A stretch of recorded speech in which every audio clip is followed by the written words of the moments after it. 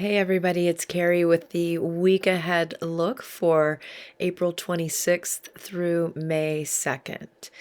Um, I wanted to just first address a comment somebody made last week, which is very valid. Um, so I'm in the U.S. and we have all these time zones all over the world. So whatever's happening right here in this moment, like for example, it's daytime here. Um, in Asia, it's nighttime on the other side of the planet. So when I'm talking about these keywords for the day and what nakshatra rules the day and what tithi is running for the day, that's actually true for me right here in Colorado and probably in a sense for the rest of the US and also South America.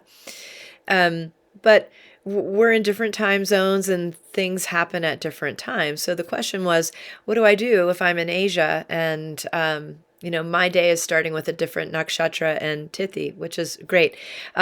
So my best advice is, check out all your resources. You can look things up in your local area and take whatever I say for what it's worth to you.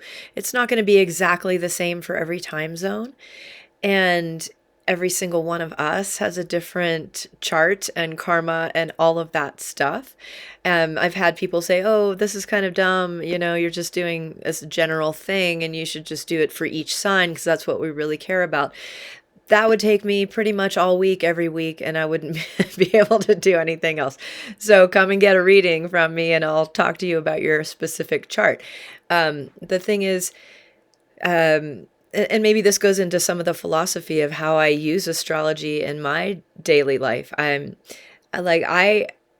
have never not done something because of what the day looks like. I tend to take a look at things and say, okay, this is my prediction for how the day is going to go. I have this and that to do on my list, and I'm just going to have to get through it, do my best. And that's sort of how I run my life in general, even though I have astrology as a tool. I mean, we can't control anything basically except for our in and out breathing.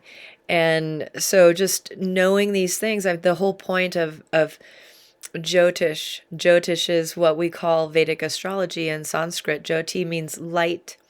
Jyotish means the study of light. And the whole idea here is we're just bringing awareness to the energies that we feel going on around us. And that's almost the best we can do sometimes is to be aware and navigate through things to the best of our ability. So, long answer to a good question. All right, so let's look at this week ahead. The Let's say my keywords on the thumbnail are balance, presence, and planning. Balance is coming in really big for me because of that Kala Amrita Yoga that's going on. When all of the planets are on one side of the nodal axis, it feels unbalanced to me. It feels like we're all leaning to one side. So Mercury is going to change this week into Aries, which I feel like is a stronger position for Mercury. That Kala Amrita Yoga is going to get broken, and the full moon's going to peak on Friday, which makes me feel like we're getting more insight into things, and that way we can change what we need to change and move forward in the way we need to move forward. So again, here's the three big things. The Kala Amrita Yoga pulse that we've just experienced is going to break out Sunday, Monday, essentially. Feels like a really breaking out energy. And then we've got Mercury changing signs, and that will be on Wednesday. And that breaks up that energy in Pisces a little bit. So last week we had that triple conjunction of Mercury and Mars and Saturn all glomming up together in Pisces.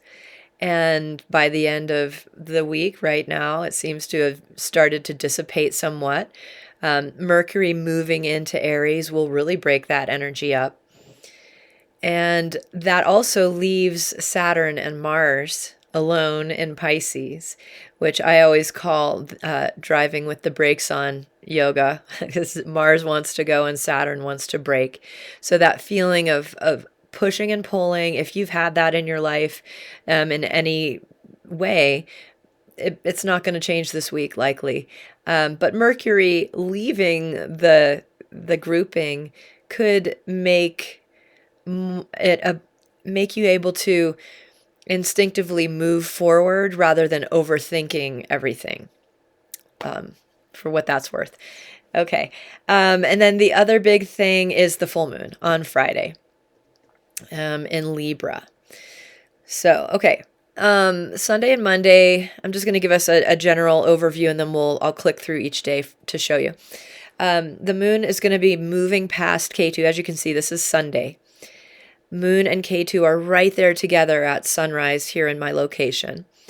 And moon will move past Ketu on Sunday and Monday, and then move into Virgo, which totally breaks that Kala Amrita Yoga.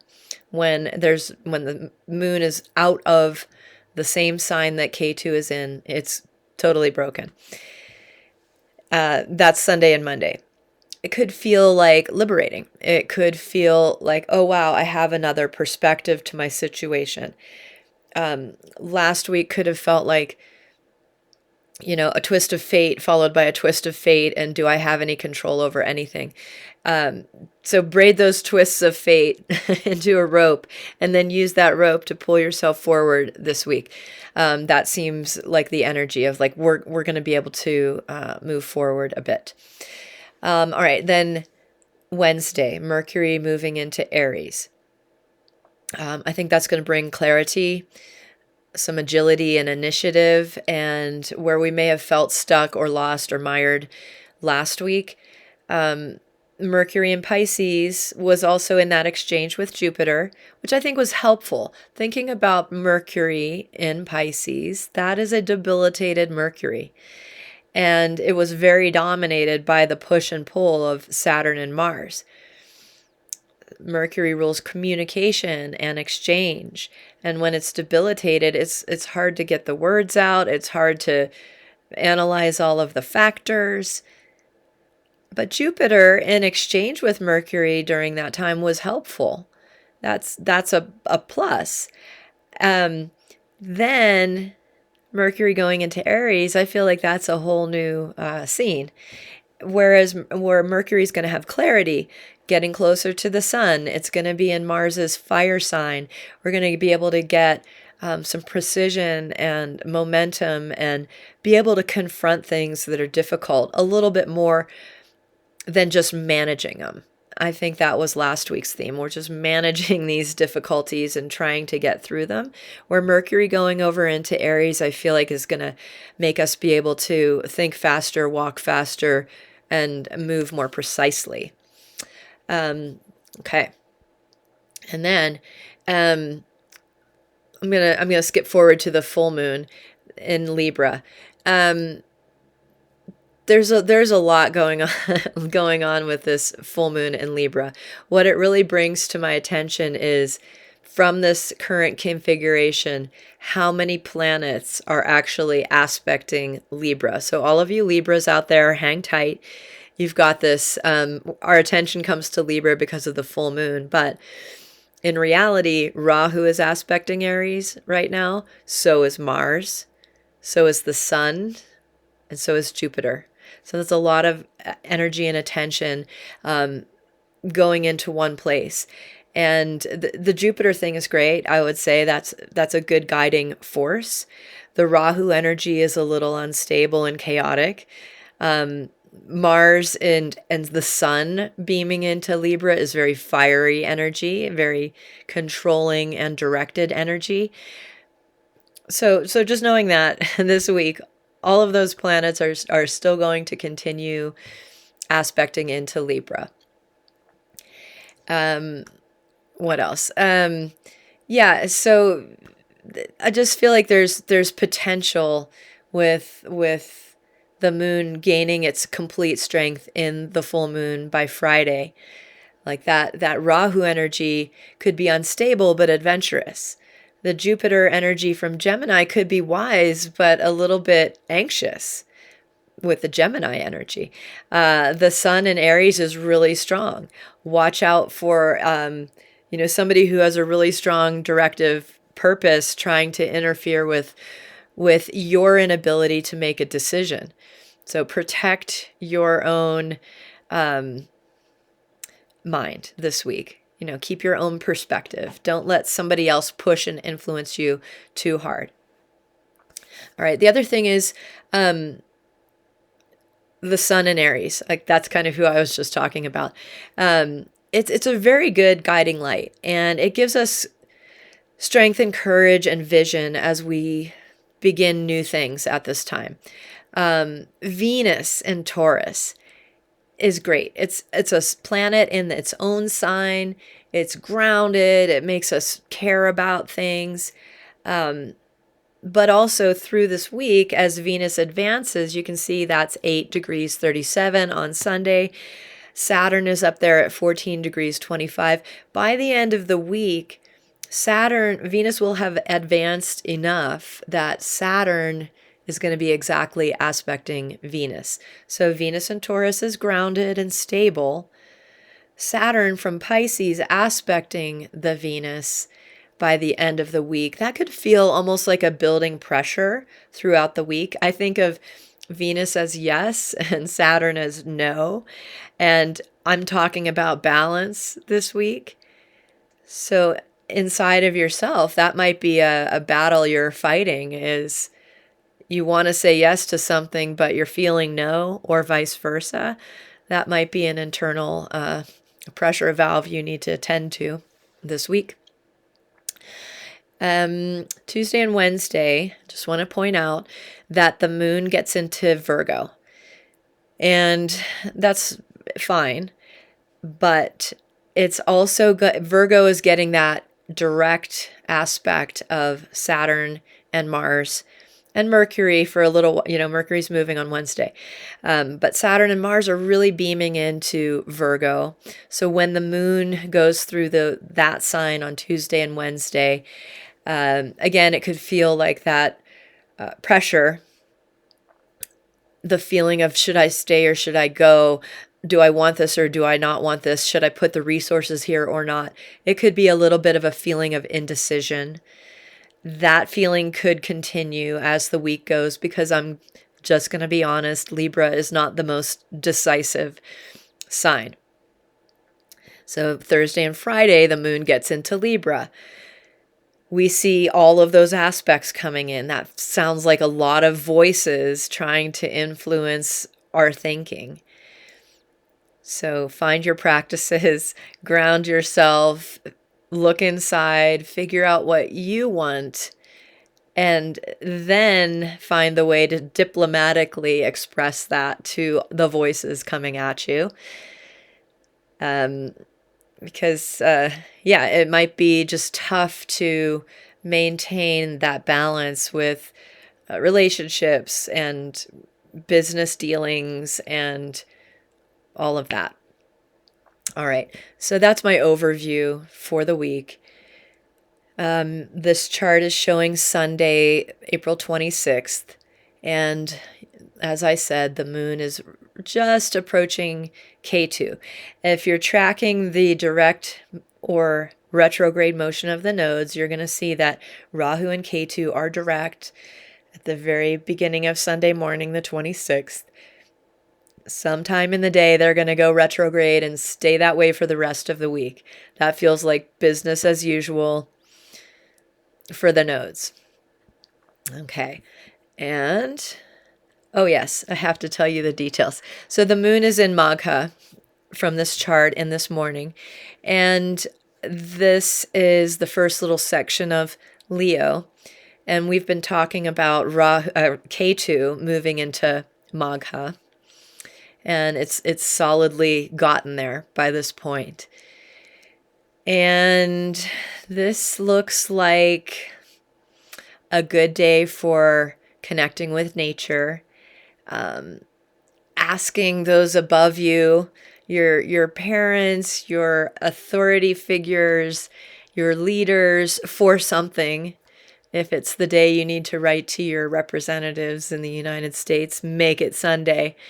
What else can we do? We can fast on this day. We're moving into Ekadashi on that day. Fasting, creative pursuits, doing a little socializing, taking care of yourself. Those are the ideas for Sunday. Natural connection is the key word, just natural connection, the first thing I said. Then let's flip over to Monday. Monday is, so again, back to that really good question. Like, what if the nakshatra is on in a different spot in my sunrise? Well, the first part of this week, we have that. Like the nakshatra is something at sunrise, and then it quickly changes before noon, like all the way up to Wednesday, and the tithi too. So I kind of had to juggle two different scenarios for each day. So we're at Purva Falguni into Uttara Falguni on Monday. This is a good day for partnership, for union, again, creative projects, buying things, purchasing things. Relational harmony is the keywords for Monday. Relational harmony. Purva and Uttara Falguni are very much that way, that energy. Let me switch you. Hold on. I almost ran ahead without giving you the picture. All right, so we're at Tuesday now. By Tuesday, the moon has solidly moved into that Virgo. No Kala Amrita Yoga for a minute, where it's kind of giving us an outside perspective of our situation for this next week or 10 days. Yay. That's great. Okay, so Tuesday, we're moving from Uttara Falguni Nakshatra to Hasta Nakshatra. And this is a good day for repairing things, for fixing things, for, again, crafting or creativity, gardening, getting your hands dirty, learning things, errands, regular everyday stuff. Also things like self-care related, medical treatments, massage, skillful healing. That's our words for Tuesday. Skillful healing. That's it. Okay, Wednesday, moon is still in Virgo. For the most part, I was just looking at Hasta for Wednesday. And this is also the day that Mercury is going to move into Aries. This is a good day, Wednesday, the 29th. Good day for litigation, skill-based work, more self-care and wellness stuff. If you have medical appointments or you want to do something nice for yourself, Wednesday is good. Good day for shopping and transactions, negotiating, all those things. Wednesday's words are precise communication. So slow down, figure out what you want to say, take your time, and be precise in your communication and all of the things you end up doing on Wednesday. It's good to be slow.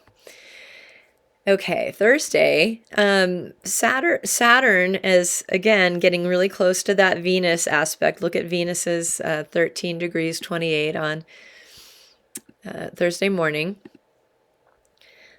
This is the 30th of April, the very last day of that month.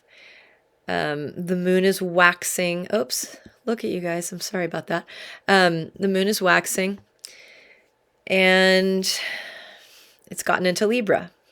So Thursday and Friday are the days where the moon is going to be in Libra. Again, the Jupiter, the Sun, Mars, Rahu, all aspecting into Libra. It just feels like a lot of energy. So Thursday and Friday could feel busy or overwhelming a little bit because of all of that energy. Plus, when the moon is waxing and getting into the full zone, we can get really emotional. We can get a little manic. So again, slow down, take your time. Thursday, the moon is going to be mostly in Chitra Nakshatra. Again, really good for designing and building, improving your appearance, maybe getting a haircut, fixing your hair, cleaning and clearing things out. Creative construction are my keywords for Thursday. Creative construction. And then let's just move to Friday.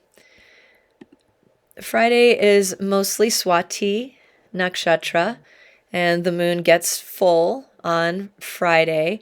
In my time zone, mountain time in the US, it's going to be just around noon that the moon gets full.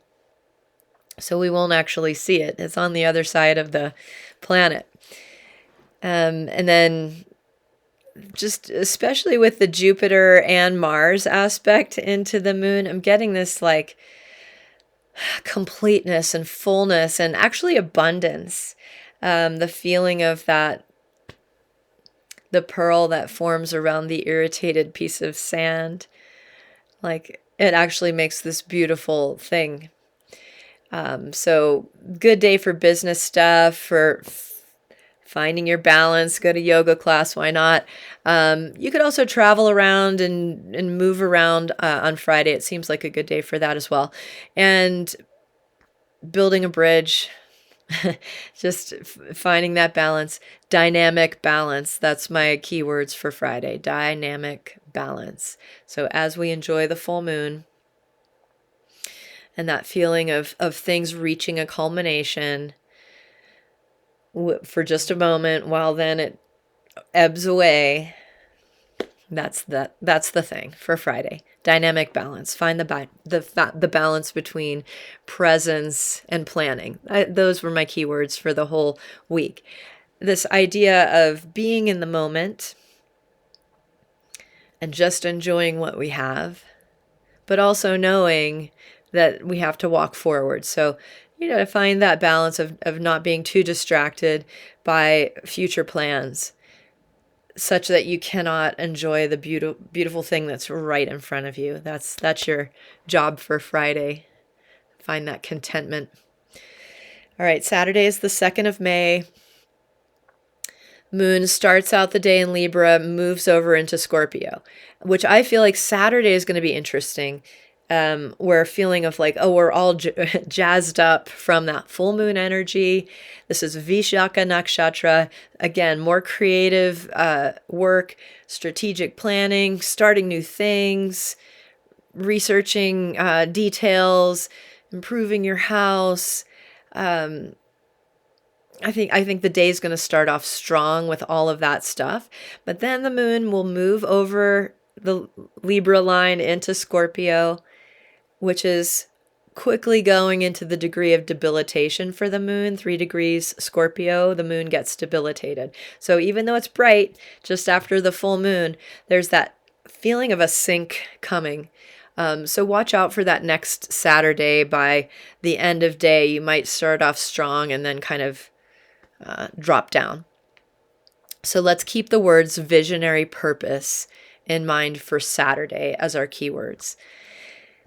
All right, everybody. Thank you so much for tuning in. I really appreciate you watching and commenting and all of the things, and I appreciate it. Thank you so much. So keep in touch and let me know how you're doing. I'll keep doing my thing, and we'll move forward. All right, take care. Bye.